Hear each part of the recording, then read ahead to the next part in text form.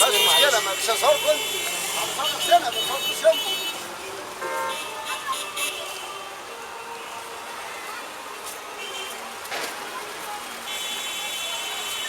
شايف الشاشة؟ تمام.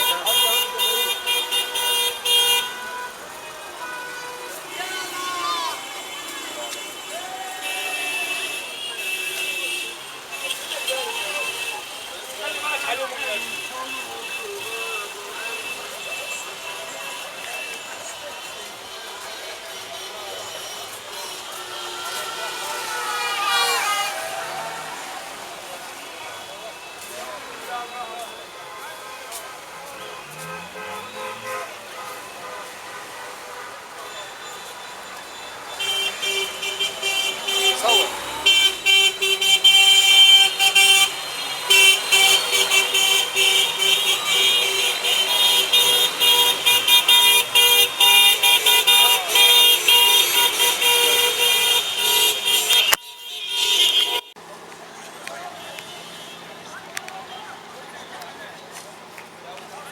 طبعا نحن نرى الجيش والشرطة وبعض الناس الآن يصطفوا مع بعض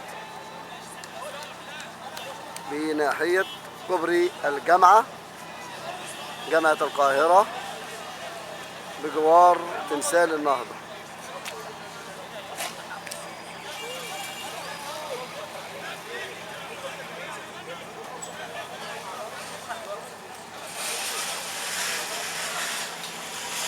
نرى بعض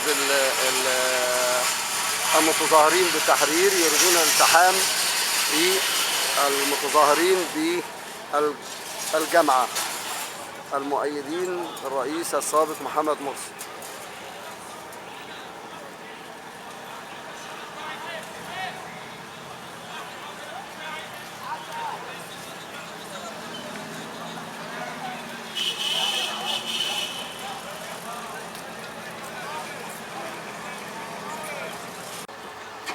صار عليك يا مصر، ضعت يا مصر، ضعت يا مصر،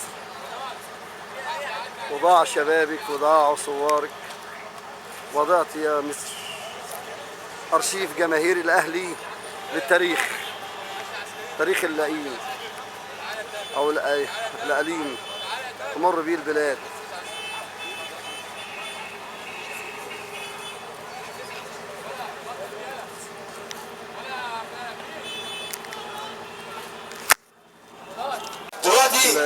في قناة روسية سمعت ان القنوات قفلت، القنوات الدينية قفلت فبقتش تبث، فجاية تصورنا، فرجاء الكل يجمع هنا، رجاء الكل يجمع هنا، رجاء يا اخوانا الكل يجمع، الكل يجمع يا شباب.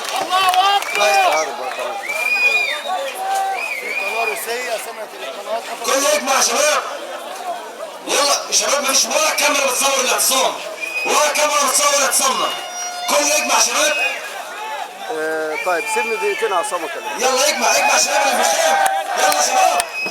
كاميرا الجماهير رايت من قلب جامعة القاهرة، من أمام جامعة القاهرة، وتنقل الحدث وهي من قلب الحدث. الجماهير رايت يوم 3/7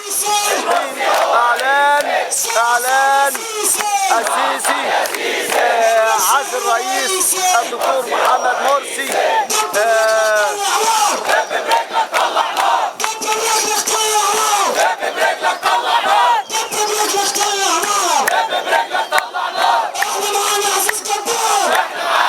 هذا اللقاء يوم 3/7 الأربعاء الموافق 3/7/2013 الساعة 12:10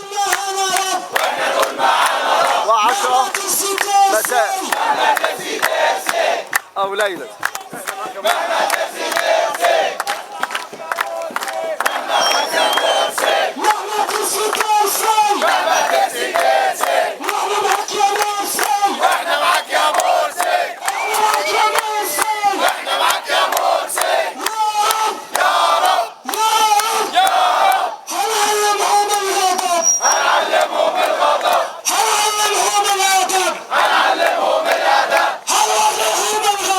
هنوريهم الغضب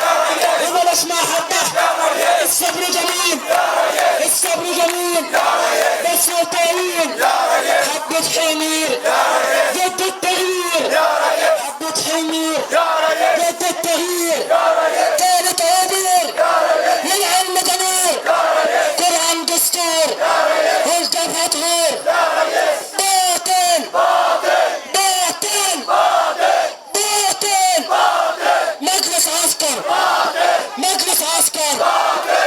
اخوانا اللي موجودين في الخيم هم مش معتصمين مباشر اللي كان شغال على الجزيره الرئيس قالوا في حراسه الحرس الجمهوري.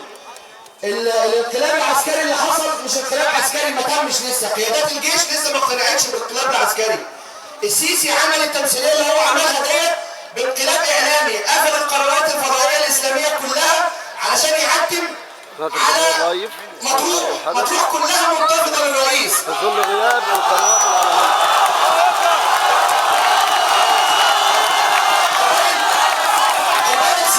قبائل سينا كلها منتفضه للرئيس.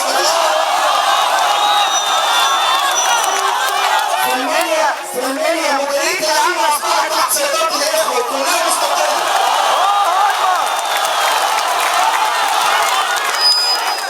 يا اخوانا الاخبار دي كلها حقيقيه، احنا مش بنسكتكم. دلوقتي باذن الله كل الميادين هتتملي من الناس. هم بيعملوه دوت، هم فتحوا النور على نفسهم. الناس سمعت البيان بتاعت الرئيس وطلعت من البيوت. المحافظات كلها منتفضه للرئيس مرسي.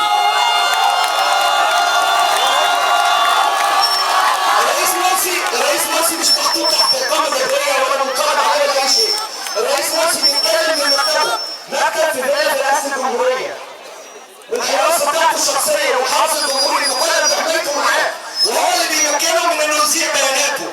وهو بيطلب مننا كلنا ان احنا نثبت وندعم شرعيته وندعم الشرعيه ونرفض البيان بتاعه، نرفض الانقلاب الدستوري. يعني احنا كلنا بنرفض الانقلاب العسكري على الرئيس، وكلنا بنرفض ان يكون السيسي مؤسسه.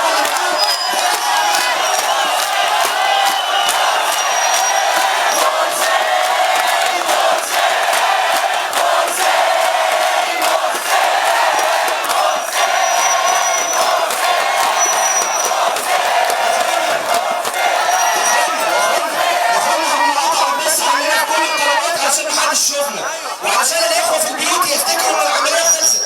القنوات كلها بتاعت الفنون كلها بتاعت العاهرات والمنسات كلهم بيطبلوا ويزغرطوا للانقلاب العسكري. هو لو كان عمل انقلاب عسكري السيسي ما كانش يحتاج ان هو يقفل القنوات. هو لو كان عمل انقلاب فعلا واعتقل الرئيس ما كانش يحتاج ان هو يكمل الافواه وان هو يمنع عمل الاعلام. هو ما عملش انقلاب، هو عمل انقلاب اعلامي. عايزنا نقتنع ان مرسي سقط، وعايز الناس في البيوت تعتقد ان مرسي سقط. لكن الناس دلوقتي هم اغبياء مش عارفين، هم اللي بيدبروا الانقلاب ده اغبياء مش عارفين ان الناس ما بتاخدش اخبارها بس من القنوات. دلوقتي الاخبار كلها منفتحه في كل مكان. القيادات الاسلاميه ما حدش منها هتقتل.